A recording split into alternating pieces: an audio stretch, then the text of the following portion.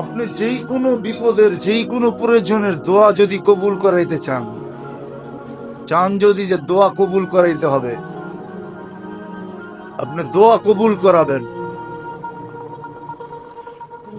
দোয়া কবুল করাবেন। আপনি যদি আপনি চান যে দোয়াকে আমার কবুল করাইতে হবে,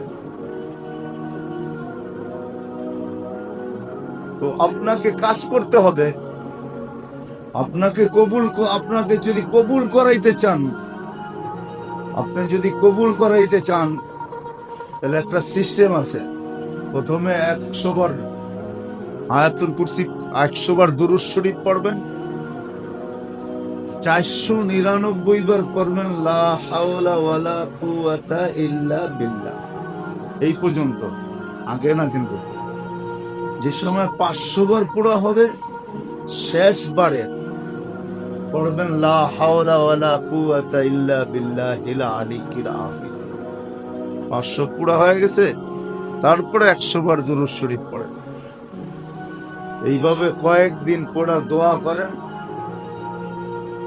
হাদিসের আলোকে, কিতাবের আলোকে বোঝা যায়, এটা এতটুক বলা যায় যে কোরআন মাথায় নিয়েও বলা যায় যে আপনার দোয়া কবুল হবেই হবে, হবেই হবে, হবেই হবে।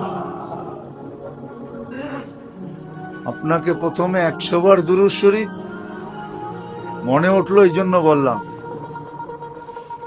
499 বার লা হাওলা ওয়ালা কুওয়াতা ইল্লা বিল্লাহ। যে সময় 500 পুরা হবে, তখন পড়বেন পুরাটা লা হাওলা ওয়ালা কুওয়াতা ইল্লা বিল্লাহিল আলিয়্যিল আযীম। তারপরে 100 বার দুরূদ শরীফ পুরা আপনি দোয়া করেন।